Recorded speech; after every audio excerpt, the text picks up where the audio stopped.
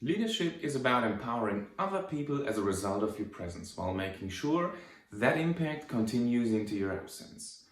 This quote is at the core of Unleashed, a new book by Frei and Anne Morris. Ariana Huffington celebrates it as the definitive guide to leadership today. Now let's look at the content, and what you get from the quote is that Frei and Morris understand leadership as a leader's presence but also their absence, which makes total sense because we can't be with our teams all the time. So most of the time our teams will have to make decisions in our absence. Now the first part of the book is dedicated to the presence of a leader, and after working with thousands of leaders globally, they distilled that the best of them begin with the foundation of trust. Trust emerges when people see the real you, when your reasoning makes sense to them, and when they feel understood and valued. And this they call the trust triangle. And if you're wobbly on any of those levers, you should go ahead and improve that, because otherwise you risk losing trust. Once you establish the foundation of trust, you can then advance your team with love.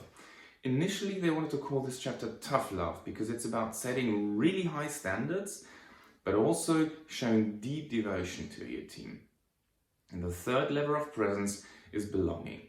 They introduced the inclusion dial, and the idea behind the inclusion dial is that a well-managed inclusive team outperforms any other team. And inclusive teams develop when people feel safe, welcome, celebrated, and even cherished for their uniqueness and differences in point of view. Now let's look at what you spend most of your time with, which is being absent from your team. According to Frei and Morris, well-done strategy can empower organizations by showing people how to deploy the resources they control. For example, time, focus, and capital. Now, anything that strategy leaves unclear, culture will unapologetically fill the void. So as leaders, we need a strategy too. Are you bringing your full presence to the topics that matter most to your teams or that matter most to you? What Frei and Morris recommend is that we have a close look into what our teams value most, how present we are in those situations as of today, and how present we or you should be.